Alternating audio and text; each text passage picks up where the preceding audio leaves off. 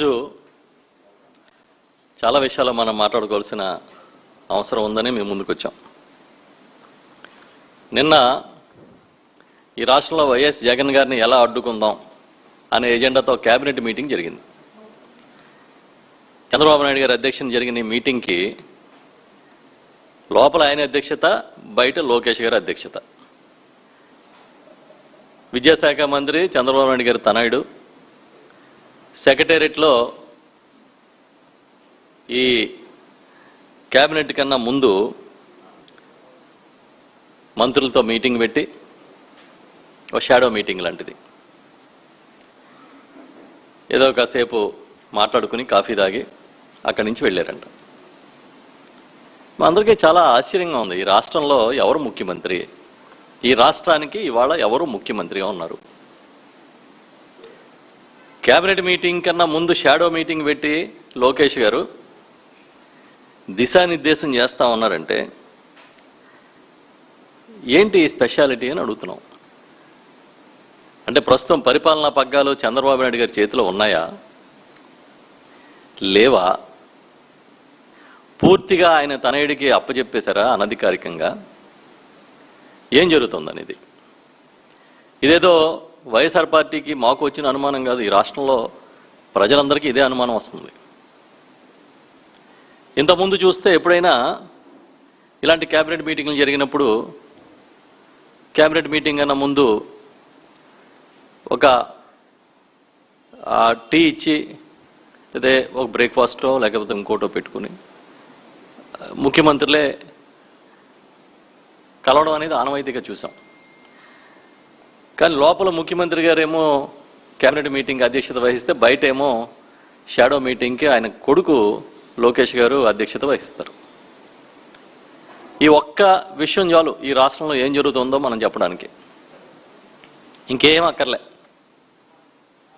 ఈ రాష్ట్ర పరిపాలన ఎవరి చేతిలో నడుస్తుందో కూడా చెప్పడానికి ఈ సంఘటన చాలు. ఇప్పుడు అందరూ మంత్రులే, లోకేష్ గారు మంత్రే, మిగతా వారు కూడా మంత్రులే. మరి ఈయన స్పెషాలిటీ ఏంటి? ఈయన మీటింగ్ పెట్టడం ఏంటి? ఆ మీటింగ్లో వాళ్ళందరూ కూర్చుని డిస్కస్ చేయడం ఏంటి? ఇవన్నీ ఇప్పుడు ప్రస్తుతం ప్రజలు చర్చించుకున్న విషయాలు. మంత్రులకి బ్రేక్ఫాస్ట్ మీటింగ్లు పెట్టి బయట లోపల క్యాబినెట్లోకి పంపిస్తుంటే తనయుడు తండ్రి లోపల అధ్యక్షత వహిస్తున్నాడంటేనే మనకు క్లారిటీ ఉంది కదా రాష్ట్రంలో ఎవరు పరిపాలన సాగిస్తున్నారనేది. ప్రత్యేకించి అసలు ఇందులో ప్రజాస్వామ్యయుతంగా ప్రభుత్వాన్ని నడుపుతున్నారా, లేకపోతే వారి వ్యక్తిగత ఎజెండాల కోసం ప్రభుత్వాన్ని నడుపుతున్నారో అర్థం కావట్లే. ఎందుకంటే ఏ మీటింగ్ అయినా పెట్టనివ్వండి, అది క్యాబినెట్ మీటింగ్ అవ్వచ్చు, 1వ తేదీన పెన్షన్ పంచడానికి వెళ్ళిన మీటింగ్ అవ్వచ్చు, లేకపోతే వాళ్ళ కార్యకర్తల మీటింగ్ అవ్వచ్చు, సింగిల్ పాయింట్ ఎజెండా. ఆ ఎజెండాలో జగన్మోహన్ రెడ్డి గారి మీద దుమ్మెత్తిపోయడం, వ్యక్తిత్వ హననానికి పాల్పడడం, వైఎస్ఆర్ పార్టీలో ఉన్న ప్రతి ఒక్కడు ఒక దుర్మార్గుడు అన్నట్టుగా చిత్రీకరించడం, ఇదే ఎజెండా తప్ప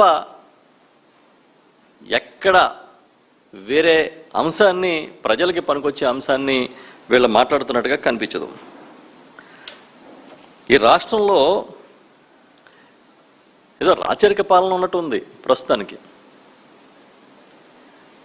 నోరెత్తితే కేసులు పెడతారు, ఎవడో అడగకూడదు, ప్రశ్నించకూడదు. ఈ మధ్య కేబినెట్ మీటింగులకి డిప్యూటీ సీఎం గారు కూడా వెళ్ళట్లేదని వింటా ఉన్నాం. మొన్న మీటింగ్ కూడా డిప్యూటీ సీఎం గారు అటెండ్ కాలేదంట.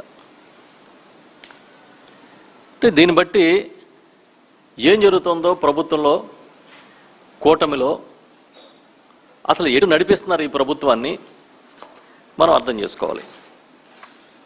ఒకవేళ నిజంగా చంద్రబాబు నాయుడు గారికి కొడుకుకి ట్రైనింగ్ ఇచ్చే ఉద్దేశమే ఉంటే ఎల్బోర్డ్ తగిలించి వదిలేసినట్టుగా వదిలేస్తే కుదరదు, యాక్సిడెంట్లు అవుతాయి.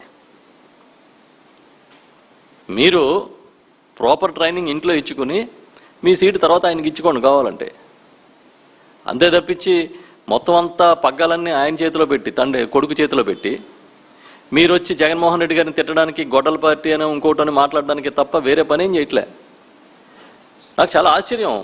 3 సార్లు ముఖ్యమంత్రిగా పూర్తి చేసుకున్న టర్మ్స్, ఇప్పుడు 4వసారి ముఖ్యమంత్రిగా పనిచేస్తూ అసలు ఆయన వాడుతున్న భాష, ఆయన మాట్లాడుతున్న తీరు, ఎందుకు చంద్రబాబు నాయుడు గారు ఇంత ఫ్రస్ట్రేషన్లో ఉన్నారనేది మాకు అర్థం కావట్లే. ఏం జరిగింది? మీరు చెప్పినట్టుగా 164 సీట్లు వచ్చినాయి. కేంద్రం మీ చేతిలో ఉంది, రాష్ట్ర పరిపాలన మీ చేతిలో ఉంది, మిమ్మల్ని ఎదిరించేవాడు లేడు.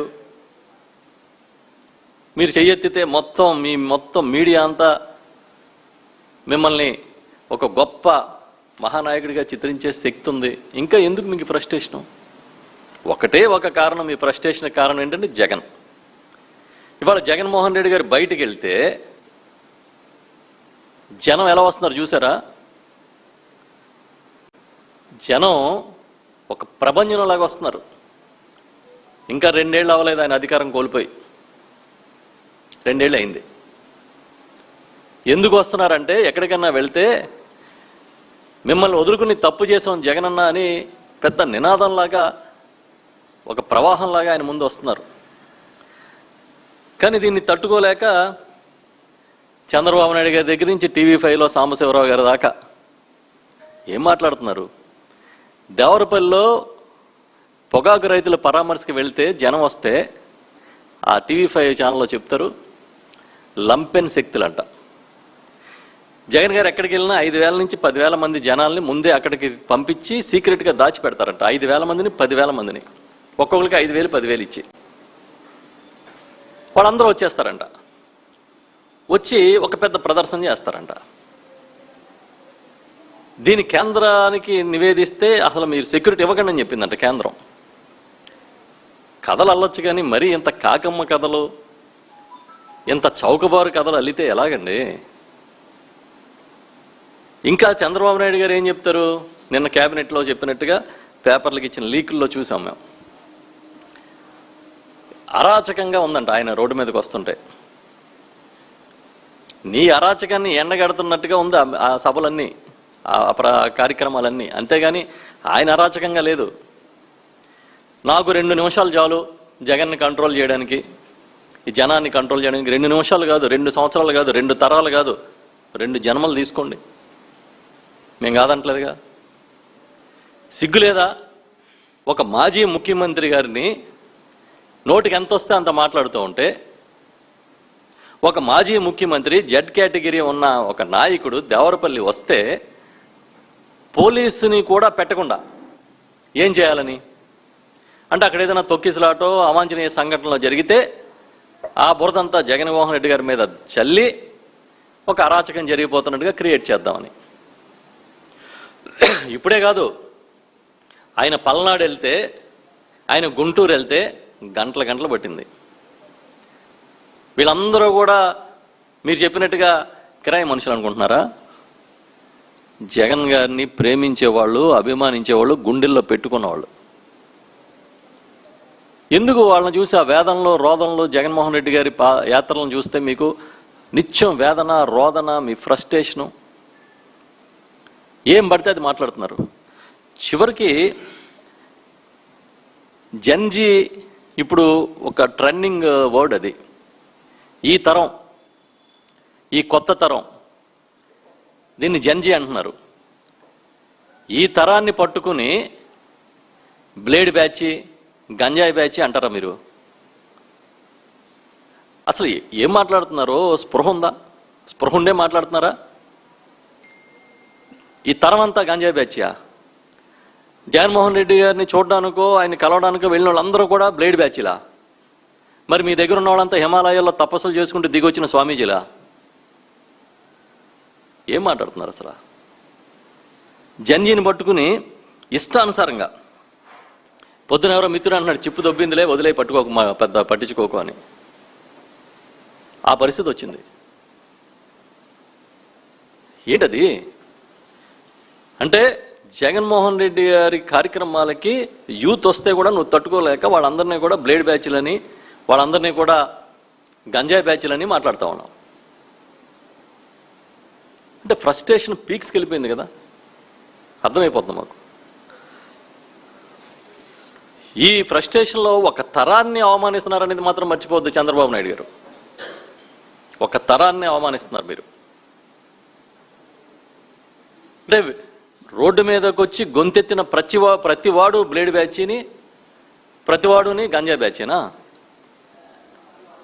ఒక రైతు, ఒక యూత్, ఒక మహిళ మాట్లాడిన ప్రతి ఒక్కరూ డిఎస్సిలో పోస్టులు అమ్మేసుకున్నారని పెద్ద ఎత్తున మీకు విమర్శలు వస్తూ ఉంటే, మీరు పునీతుల్లాగా నిగ్గు తేల్చుకోవడానికి సిబిఐ విచారణ వేయడం మానేసి ఉత్తుత్తి సవాళ్ళు, ఉత్తర కుమారుల సవాళ్ళు చేస్తే ఎలా? అందుకే ఇవాళ రోడ్డెక్కి పెద్ద ఉద్యమమే జరుగుతుంది. జగన్మోహన్ రెడ్డి గారు ఆ రోజే చాలా క్లియర్గా చెప్పారు, ఇగో తప్పులు ఇక్కడ జరిగినాయి, ఇక్కడ జరిగినాయి, ఆధారాలతో సహా చెప్తున్నాం, మీరు సరిదిద్దండి అని. సరిదిద్దకపోగా మీరు సవాళ్ళు విసురుతారు రమ్మని. సవాళ్ళు విసిరారు, పోనీ మేము అందరం వస్తామన్నాం, మీరు దానికి ఉలుకు పలుకు లేదు. జగన్మోహన్ రెడ్డి గారిని రమ్మంటాడు ఆయన, లోకేష్ గారు. అసలు మీ ఇద్దరు సమూజ్జీలా?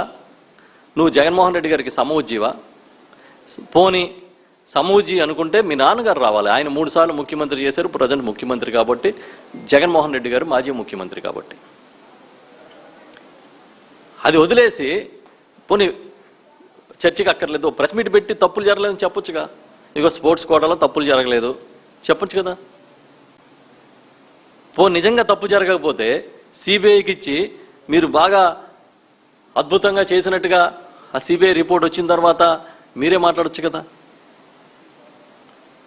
ఎంతసేపు గుడ్డగాల్చి ముఖాన్ని పడేస్తే వాళ్ళే తుడుచుకుంటారని ఏకైక సిద్ధాంతంతో పనిచేస్తున్నారు మీరు.